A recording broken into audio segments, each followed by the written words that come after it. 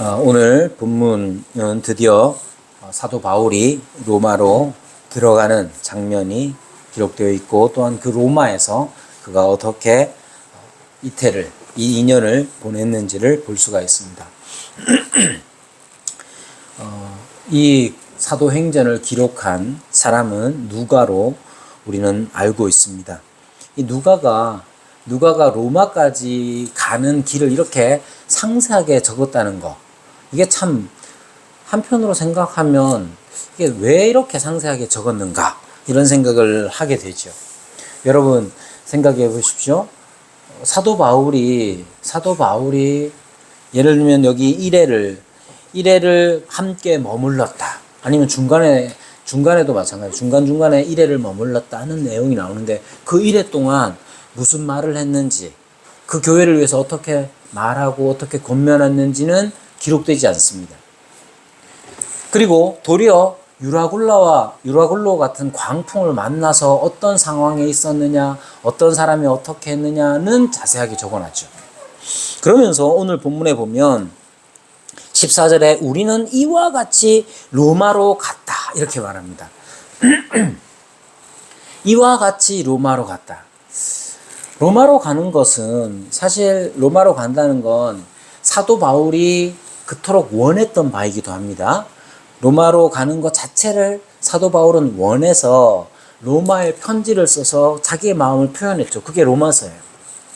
그뿐만 아니라 예수님께서도, 우리의 주님께서도 사도 바울에게 네가 로마에서도 내 일을 증언해야 할 것이다 라고 말했습니다. 그러니까 로마로 가야 하는 이유는 상세하게 이런 이유 때문에 내가 간다고 사도행전에 나오진 않지만, 사도 바울이 자기가 로마로 가기를 원했을 뿐만 아니라 예수님께서도 그것을 원하신다는 사실을 알았어요. 그래서 우리는 로마로 가는 것이 사도 바울에게 있어서는 대단히 중요한 일이다 하는 걸 알 수가 있죠. 그런데 그 구체적인 목적, 사도 바울은 로마로 가가지고, 로마서에는 나옵니다만은 사도행전 안에는 로마로 가가지고 그럼 뭘 할 건가에 대한 이야기들은 그 목적을 미리 밝히지는 않습니다. 그러나 우리가 짐작할 수는 있죠. 로마라는 것은, 사실 로마를 저도 어릴 때 헷갈렸던 게, 로마 그러면 이게 제국인지 도시인지, 사실은 나중에 이제 책을 읽으면서 알게 된 건 이런 거죠. 로마라는 게 왜 제국도 로마고 도시도 로마냐 하면, 원래 로마라는 곳에서 시작한 어떤 한 세력들이, 로마의 세력이 그 이탈리아 반도뿐만 아니라 그 위에 있는, 그들의 말로는 갈리아라고 불리는 그곳까지 점령하면서 자기의 세력들을 확장해 나가면서, 로마라는 것 자체 어찌 보면 작은 도시죠. 로마가 얼마나 크냐, 도시 로마는 어느 정도로 크냐 하면 포항보다 조금 더 큽니다. 포항이 제가 면적을 찾아보니까 1130제곱킬로미터 정도예요. 로마는 얼마냐면 1260인가 그래요. 1285네요. 1285제곱킬로미터예요. 경상도에서 로마 이 도시랑 면적이 비슷한 데가 어디냐? 상주예요. 상주가 1254 라서 로마랑 사이즈가 비슷합니다. 요 사이즈, 상주만한 이 도시가 세력을 키워가지고, 힘을 키워가지고 옆에 있는 도시도 점령하니까, 그 도시의 이름은 뭐라고? 그 도시도, 야 너도 로마야. 또 그 위쪽으로 알프스 넘어가지고 갈리아, 지금의 프랑스 쪽으로 가가지고 다 점령하고 나서, 야 여기도 로마야. 그렇게 해서 로마는 제국이 된 거예요. 도시 로마로 간다는 건 어떤 상징성이 있느냐면, 제국의 중심으로 들어가는 것이고, 그 제국의 중심이라는 것은 사실 로마 사람들이 자기네 문화와 힘을 숭상하고 그렇게 자랑하던 그 핵심으로 들어가는 것이라서 어떤 상징성이 있다는 사실을 우리가 생각할 수는 있습니다. 그런데 로마에 있어서 또 하나의 특징이 뭐냐 하면, 이미 거기에는 교회가 세워져 있습니다. 이미 세워진 교회, 누가 세웠느냐? 학자들은 오순절에 예루살렘에 왔던 사람들 중에 성령의 임하심, 오순절 성령 임재의 그 사건을 경험하고 복음을 전하고 그 복음을 들은 사람들이 다시 로마로 가서 교회를 세웠다라고 해석하기도 합니다. 여러 질문이 생겨날 수는 있지만 분명한 건 예수님께서도 가라고 하셨고 바울도 그런 소망을 가지고 있었습니다. 그래서 로마로 가는 것 자체는 한편으로 생각하면 대단히 기대에 찬 소망스러운 일이기도 합니다. 그러면서 누가가 이와 같이 로마로 가니라 라고 했을 때 이와 같이 라는 한마디를 더 넣어 두었는데, 우리가 첫 번째로 생각해야 되는 부분은 바로 이와 같이가 뭔가 하는 거예요. 여러분, 로마로 갔다. 그걸로 로마에 드디어 도착했다. 이걸로 끝나는 게 아니라, 하진아, 정화 좀 깨워라. 자, 자, 로마로 가기는 갔는데, 로마에 도착하긴 했는데, 이와 같이 도착했다는 거예요. 여러분, 이와 같이가 어떤 것 같습니까? 로마로 가는 길, 로마에 도착을 했는데, 이와 같이 도착을 했다 하는 것 안에는 여러 가지 의미가 담겨져 있을 수 있어요. 이 로마는 주님께서 가라고 하신 곳이기도 하고, 사도 바울이 가고 싶어 했던 곳이기도 합니다. 그런 곳에 도착할 때 이와 같이 로마에 갔다라는 표현 안에 이와 같이는 한편으로 생각하면, 여러분 돌이켜 보십시오. 27장에 있었던 일들, 그 전부터 사도 바울이 예루살렘 교회를 위하여서 마게도냐 지방을 비롯한 여러 곳에서 헌금을 가지고 예루살렘에 도착했을 때부터 시작해서 로마에 도착할 때까지의 과정들을 생각해 보십시오. 사도 바울은 예루살렘에서부터 억울한 일을 당하고 죽을 위기를 여러 번 겪었으며, 뿐만 아니라 바다로 나아가 항해하면서 겪은 그 모든 어려움들, 이런 것들이 로마에 도착할 때까지의 우리가 볼 수 있는 것들입니다. 한편으로는 이와 같이가 사도 바울이 겪었던 여러 고단함을 표현한 것일 수도 있습니다. 이와 같이 로마에 가니라 했을 때 이와 같이는, 야, 우리 진짜 힘들었다. 우리가 사람들한테 죽을 위기도, 사람들이 막 죽이려고 하기도 하고, 배를 탔더니 바람을 제대로 못 맞아가지고 엉뚱한 곳으로 가기도 하고, 더군다나 유로글로 같은 광풍 때문에 진짜 살아남으리라는 희망조차도 전혀 보이지 않고, 여러 날 동안 해도 별도 볼 수 없었던 칠같이 어두운 밤들을 지내왔다. 그걸로 정리할 수도 있습니다만은, 이와 같이는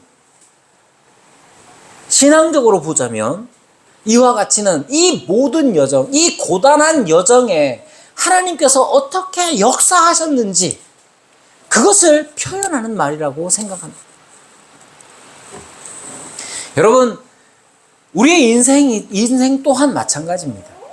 우리의 인생이 아무렇게나 살아가는 것처럼 보이겠지만, 우리의 인생에도 바울에게 주님이 하신 것처럼 우리에게도 주님의 뜻이 있어요. 주님의 뜻을 붙잡고 살아가는 사람, 주님의 뜻을 분명히 인지하고 인식하며 순종의 삶을 선택해가는 사람들도 있겠지만, 그게 뭔지 오늘도 고민스럽고 알고 싶어서 기도하며 사는 사람도 있을 수 있어요. 우리가 얼만큼 주님의 뜻을 분명히 깨닫고 각성하고 있느냐의 수준의 차이는 있지만, 분명한 건 우리가 알든 모르든 주님의 뜻은 있어요. 그러면 그 주님의 뜻을 우리는 소원으로 삼아서 그 일들을 그 주님의 뜻을 따라서 살아갑니다. 지난주에도 말씀드렸지만 그럼 아무 일도 일어나지 않느냐? 그렇지 않아요. 사도 바울이 겪었던 것처럼 역풍을 맞기도 하고 유로굴로 같은 광풍을 만나기도 하고 여러 날 해도 별도 보이지 않는 칠흑 같은 그런 어두움을 통과하기도 합니다. 여러분, 그럼 그 속에서는 그런 인생은 유로굴로를 만난 인생은 역풍을 만난 인생은 아무 의미도 없습니까? 그렇지 않아요. 우리의 삶에서 경험하는 모든 고단함들 그거 원치 않습니다. 아픈 거, 실패, 인간관계의 여러 문제들 그거 원하는 사람 누가 있습니까? 아무도 원하지 않습니다. 우리가 원치 않습니다만은 그런 일들은 우리의 인생에 언제나 도사리고 있고 우리를 집어삼킬 듯이 그렇게 우리를 덮치기도 합니다. 문제는 그렇게 우리 인생의 유로굴로 광풍이 스르디스의 위험이 우리를 덮칠 때 주님은 뭐 하십니까? 주님은 뭐 하십니까? 유로굴로 광풍 안에서 주님은 뭐 하시느냐? 우리가 유로굴로를 만나면 그 속에 있으면 아니 주님 뭐 하십니까? 라고 묻지만 우리는 성경은 주님이 무엇 하시는지 분명히 가르쳐 줍니다. 주님은 유로굴로 광풍을 뚫고 우리에게로 오셔서 우리와 함께 하셔. 여기에 이와 같이는 바로 그것입니다.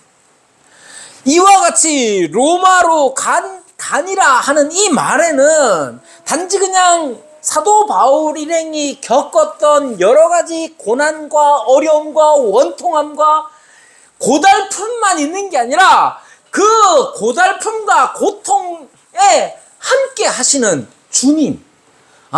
우리의 고난에, 우리의 고달픔에, 우리의 억울함에, 우리의 고통에 주님이 함께 하시는구나. 이렇게 로마에 도착하는구나. 그것을 누가는 분명하게 기록하고 있는 겁니다. 그것에 대해서 11절에 한마디를 기록해 놓고 있습니다. 11절에 보면 석 달 후에, 이건 이제 멜리데에서 석 달을 겨울을 지난 것이죠. 겨울 동안에는 지중해의 이 항해 자체가 어렵습니다. 그래서 석 달 겨울을 지난 다음에 그 섬에서 겨울을 난 알렉산드리아, 겨울을 나고 알렉산드리아 배를 다시 만나가지고 또 다른 배를 만나서 떠나는데 특이한 게 그 배의 머리 장식을 기술해 놨습니다. 그 배의 머리 장식은 디오스구로라 이렇게 말합니다. 이거 왜 적어놨겠어요? 하등 쓸모가 없는 기술이잖아요. 기록이잖아요. 이걸 왜 적어놨겠습니까? 여기 디오스구로라는 건 쌍둥이 신인데요. 쌍둥이 신 카스토르와 폴록스라는 신이입니다. 이 신은 제우스와 레다, 달의 신 레다 사이에서 태어났다고 하는데 그리스 로마 신화에는 이 디오스구로라는 이 쌍둥이 신이 선원들을 지키는 수호신으로 선원들은 믿고 있었던 것이죠. 여러분 보십시오. 유로굴로 광풍에서 주님의 보호하심으로 살아난 바울 일행이, 누가의 일행이 다시 로마로 가기 위하여 배를 딱 탔는데 그 배 머리에 장식이 뭐냐? 디오스구로라는 쌍둥이 신이에요. 이 쌍둥이 신은 선원들이 믿는 신이야. 선원들이 왜 믿느냐? 유로굴로 같은 광풍에서 우리를 지켜주십시오 라고 믿는 신이 디오스구로란 말이에요. 여러분, 유로굴로에서, 스르디스에서, 바다에서 지켜주시는 분이 누굽니까?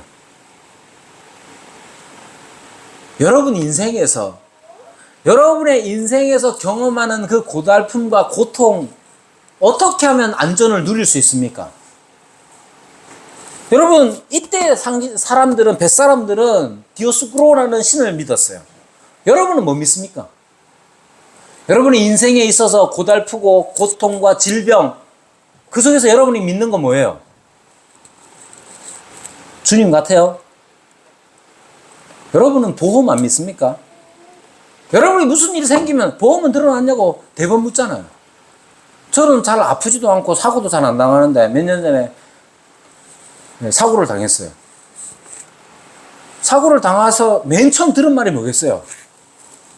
목사님 기도할게요가 아니에요.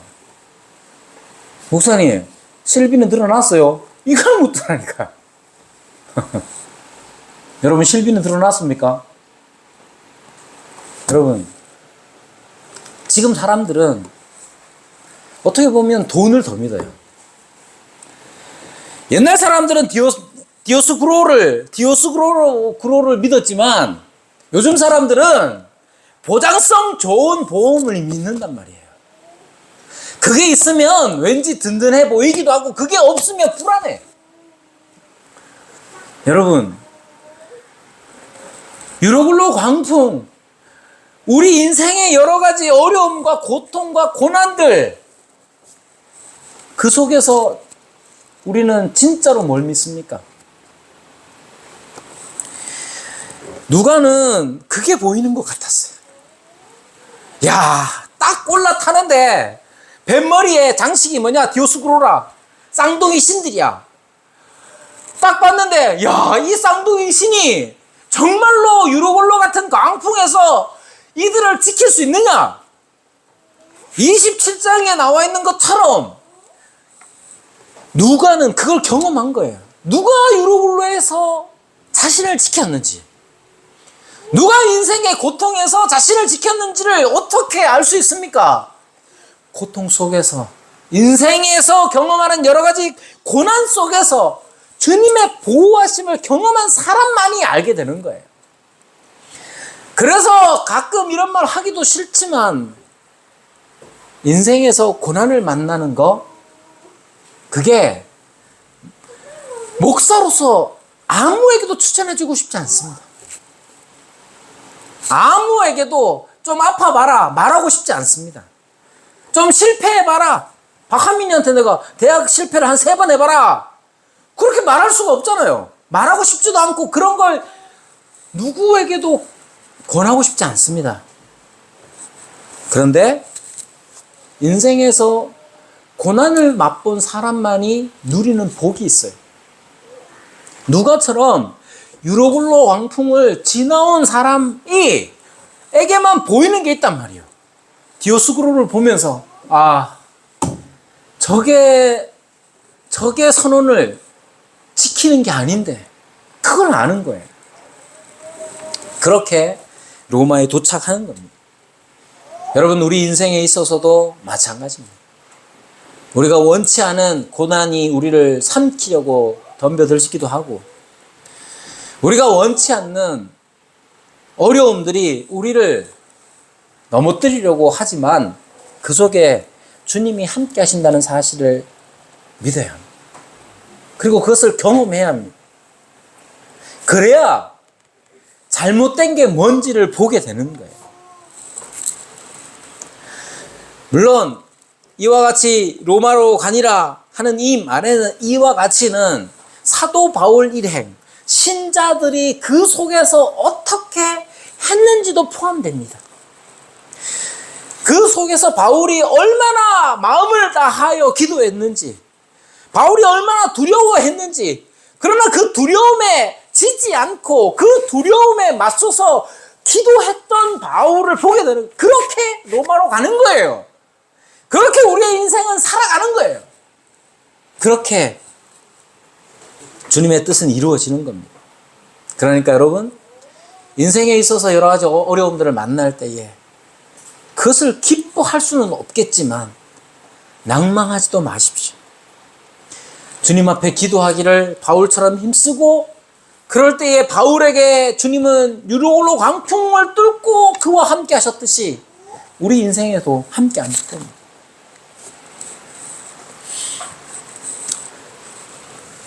그렇게 도착을 합니다. 그리고 15절에는 그곳 형제들이 우리 소식을 듣고 아비오 광장과 트레이스 타베르네까지 맞으러 왔다. 이게 아비오 광장, 아비오 포럼이 어떤 것이냐 말할 필요는 없어요. 로마의 교인들이 아직 로마에 도착하기에는 수십 킬로가 남아 있는데 그곳까지 왔다는 거예요. 그것까지 오니까 바울이 그들을 보고 어떻게 했느냐? 하나님께 감사하고 담대한 마음을 얻었다. 이렇게 얘기합니다. 여러분, 로마에서의 첫 반응이 감사예요. 감사. 하나님께 감사. 여러분, 바울은 하나님께 감사를 잘했을까요? 못했을까요? 창건아? 바울은 하나님께 감사 잘했겠나? 못했겠나? 잘했겠죠. 창건이는? 잘하나? 그래, 장하다. 자, 그건 꾸기지는 말고. 자, 여러분, 하나님께 바울이 감사 잘했겠죠? 근데, 좀 희한한 게 있어요. 바울이 하나님께 감사했다는 말이 사도행전에 몇 번 나오겠어요? 사도행전에 여기 한 번 나와요. 감사 안 한 게 아니죠. 여러분이 사도행전 한번 쭉 읽어보세요. 사도행전에 바울이 하나님께 감사했다 뿐만 아니라, 감사가 두 번 딱, 한국어 말 성경에 감사가 사도행전에 두 번 나옵니다. 근데 사도 바울이 벨릭스 앞에서 벨릭스 각하여 감사합니다 하는 말 한 번 하고 오늘 본문에 한 번 해요. 그렇다고 여러분 오해하면 안 돼요. 사도 바울이 감사를 안 했다? 아니에요. 사도 바울 감사했죠. 언제나 감사하는 삶을 살았습니다. 그런데 오늘 하나님께 감사한 것은 다른 의미가 있는 것 같아요. 어떤 의미냐? 일반적으로 우리가 감사라고 하는 걸 대부분 대단히 조건적으로 생각합니다. 그래서 여기에서도 그들을 보고 하나님께 감사했다고 했을 때 이 감사의 내용이 뭘까? 여러분, 이 감사의 내용이 뭐겠어요? 창건아, 바울이 감사를 했대지. 바울은 뭘 감사했을까?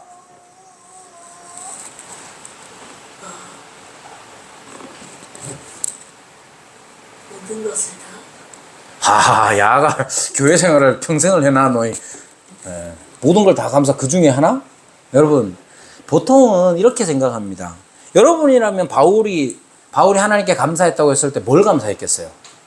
하나님 감사합니다.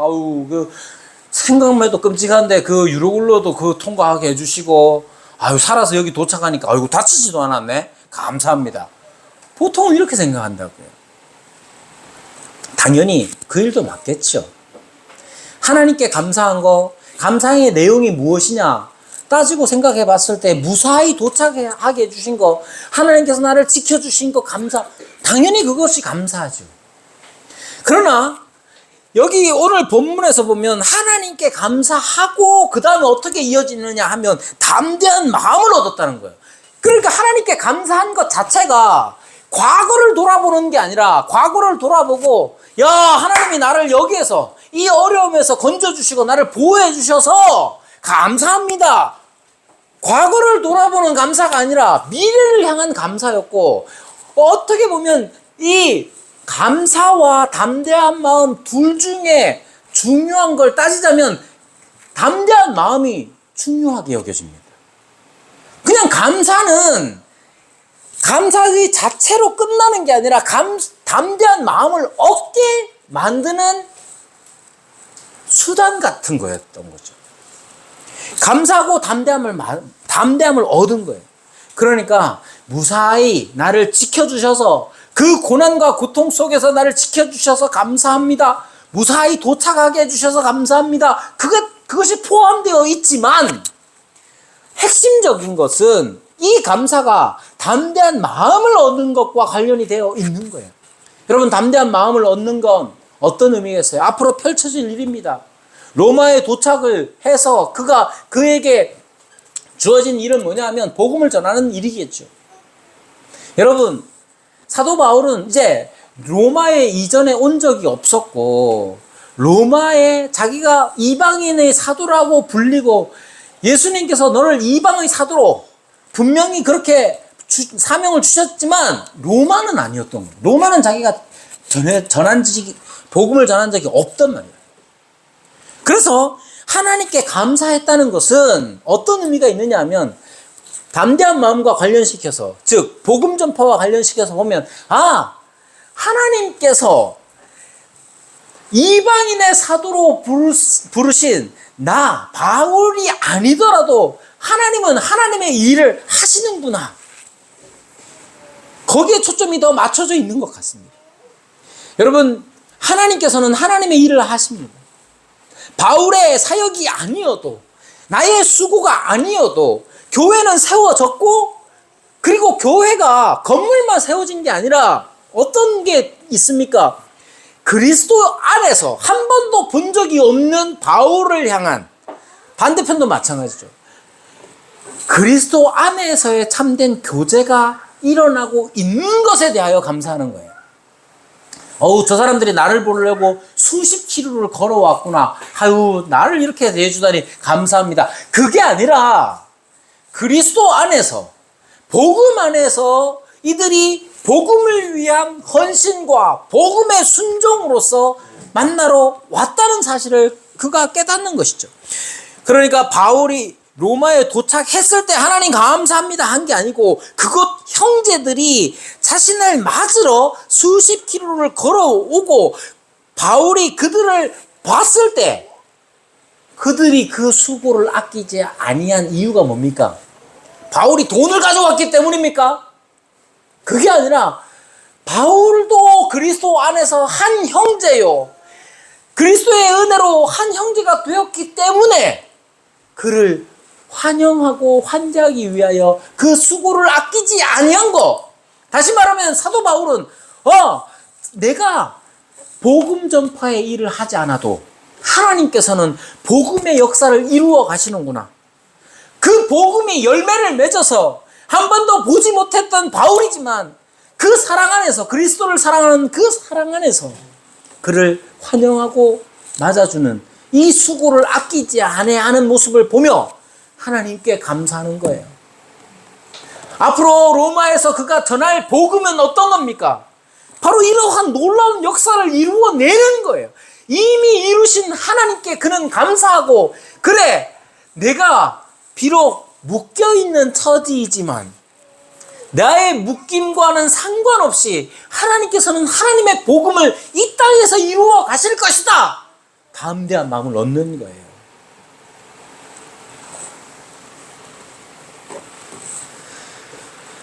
그리고 그는 로마에 들어갑니다.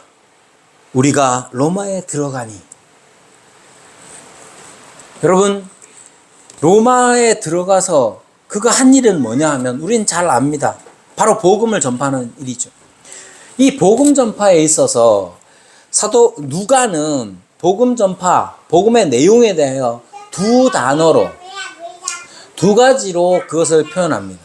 뭐냐 하면 하나님 나라와 예수의 일입니다. 그러니까 복음의 내용의 핵심이 뭐냐? 복음 내용의 핵심이 뭐냐면 하나님 나라와 예수의 일인 거예요. 그런데 이 하나님 나라와 예수의 일에 대한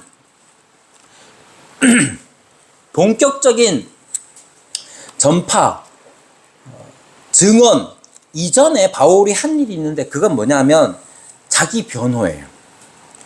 17절에 보면 사흘 후에 바울이 유대인 중 높은 사람들을 청하여 그들이 모인 후에, 여러분 형제들아, 내가 이스라엘 백성이나 우리 조상의 관습을 배척한 일이 없는데 예루살렘에서 로마인의 손에 죄수로 내준 바 되었다. 이 말은 그러면서 계속 하는 게 뭐냐면, 나는 지금 율법으로 난 잘못한 게 없어. 로마에 있는 나를 신문하여 죽일 제목을 없으므로 석방하려 하였으나 유대인들이 반대하기로, 이런 말 계속 하는 이유는 뭐냐면, 핵심은 뭐냐면, 나는 율법으로, 너네들 유대인들, 유대교가 믿는 유대교의 율법에서 나는 잘못한 게 없어. 그러니까 오해하지 말아줘 라고 하는 거예요. 그렇게 자기 변호를 먼저 합니다. 여러분, 자기 변호가 사도 바울에겐 필요해요. 왜 필요합니까? 사도 바울은 복음 전파를 위하여 걸림돌이 없게 되기를 원했던 거예요. 이거 중요합니다. 며칠 전에 우리 교회를 좀 다니다가 한참 안 나오고 있는 형제가 찾아왔어요. 평소에 연락을 잘하는, 그렇지도 않아. 왔어요. 그러면서 이제 뭐 이런저런 얘기를 하면서 이런 얘기를 하더라고요.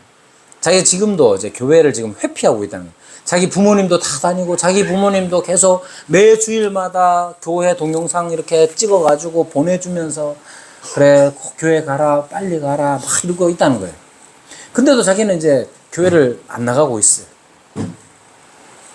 그러면서 자기가 겪은 일들을 얘기해 줍니다. 목사님들이 얼마나 예의가 없는지, 얼마나 무례한지. 자기 동생도 여기 내려왔는데 그 얘기를 하더라고요. 자기 동생이 전공을 베이스 기타를 했답니다. 대학 전공을. 부모님이 막 반대를 했대요. 베이스 한다니까. 근데 막 거의 싸워가지고 부모님의 허락을 얻어서 부모님이 그래 그럼 네가 전공을 해봐라 그러면서 몇백만 원짜리 베이스 기타를 입시용으로 사줬대요. 그걸로 대학을 진학하고 이렇게 했대요. 포항에 내려올 때도 그걸 갖고 와가지고 자기도 이제 교회를 갔는데 베이스를 잘 치니까 거기 선교단 같은 거 이제 베이스 주자를 한 거죠. 근데 이 사람도 이제 장사를 하니까 그냥 교회를 안 가야지 하고 안 간 게 아니라 바빠서 장사하는데 바빠가지고 교회를 못 간 거예요. 근데 내가 안 가려고 했으면 베이스 기타를 갖고 왔을 텐데 언젠간 가야지 하고 그냥 놔두고 온 거죠. 근데 못 갔어. 한참 동안. 자기가 이제 몇백만 원 돈이 아니라 그 온갖 것들이 다 얽혀 있는 거잖아요. 교회를 찾으러 갔어요. 베이스 기타를. 어떻게 됐을까? 없어졌어. 근데 알고 봤더니 여차저차 알고 봤더니 부목사님이 베이스 기타를 당근에 팔아가지고 부목사님이 당근에 팔아가지고 근데 베이스 기타 제 거 어디 갔어요? 몰라요. 했던 사람이 그 목사님. 그래 동생도 그렇고 이 친구도 그렇고 교회를 가고 싶어도 가고 싶고 안 가고 싶고 이 마음이 있을 거 아니에요. 가고 싶은 마음을 이런 일로 부끄럽잖아요. 여러분 사도 바울이 복음 전파 이전에 자기 변호를 하는 까닭은 뭐냐 하면 자기가 복음을 전했을 때에 그 복음이 야 너는 율법도 안 지키는 놈이 야 너는 로마법도 안 지키는 놈이 그러면 자기가 전하는 복음이 이 걸림돌이 될까봐 그 걸림돌을 제거하는 거예요. 이건 어떻게 보면 사도 바울이 복음 전파에 자기의 인생을 얼마나 집중하고 있었는지를 보여주는 것이지. 이게 중요합니다. 여러분 우리의 삶에 있어서도 모든 사람들이 다 우리 말을 듣는 건 아니에요. 예수님 믿으세요? 그 말 누가 듣느냐? 사도 바울이 전해도 안 듣는 사람이 있는데 그러나 우리는 복음을 전해야죠. 그때 그 복음을 위해서 우리의 일상 어떤 사람들이 복음을 들을 때가 됐다면 그것에 방해가 되지 않아야 돼요. 몇 년 만에 찾아온 그 친구도 마찬가지. 목사들이 그렇게 자기를 실망시키고 심지어는 목사님하고 말 그대로 쌍욕을 하면서 또 싸웠대. 야이 이러면서 목사님한테 자기가 막 그러면서 이제 막 싸웠다는 거예요. 근데 목사를 찾아와요. 왜 찾아왔겠어요? 여러분 내가 내 자랑을 하는 게 아니에요. 저도 대단히 조심합니다. 심지어 독서 모임을 하면서도 내가 무슨 말을 해가지고 이 친구가 혹시나 상처를 받을까봐 저도 대단히 조심합니다. 왜 그러냐 하면 그렇게 조심을 해야 내가 명예가 올라가 이런 게 아니에요. 여러분 우리의 삶에 있어서 복음 자체, 복음 전파가 우리의 삶에 의미가 있는 일이라면 우리의 삶을 거기에 맞춰야 됩니다. 제가 운전하면서 화가 많이 잘 났었는데 화나는 것도 어느 날부터 좀 줄이기 시작한 것도 그거예요. 막상 내려가지고 대판 싸우고 나면 그러고 나면 내가 어떻게 될까? 그거 상상부터 내가 이제 화내기를 좀 덜 하고 있습니다. 여러분, 복음의 방해가 되지 않는 삶을 추구하는 게 중요하고 지금 로마에서의 바울의 삶의 시작은 그거부터였어요. 이게 중요합니다. 그리고 여러분, 분명히 전해야 합니다. 복음을 전하는 일이 나는 복음 전파에 방해가 되는 삶을 살지 않을 거야. 나는 윤리적으로 사람들에게 책 잡히지 않는 삶을 살 거야. 그걸로 끝나는 게 아니에요. 그런다고 복음을 듣느냐? 그렇지 않아요. 여러분의 삶이 얼마나 고결하든지 간에 우리의 삶을 보고 사람들이 우와 난 저 사람처럼 살고 싶어. 우와 저 사람 예수님 믿는가 봐. 나도 예수님 이럴 경우 없습니다. 거의 그런 경우 없어요. 요즘은 그렇게 깊이 있는 관계로 들어오지도 않아요. 여러분, 우리가 당연히 복음의 방해가 되지 않는 삶을 추구하는 거 중요합니다. 윤리적으로, 도덕적 윤리적으로 우리는 다른 사람들보다 더 잘 살아야 되는 거 맞아요. 주님의 말씀이 그것을 요구하고 있기 때문이기도 하고.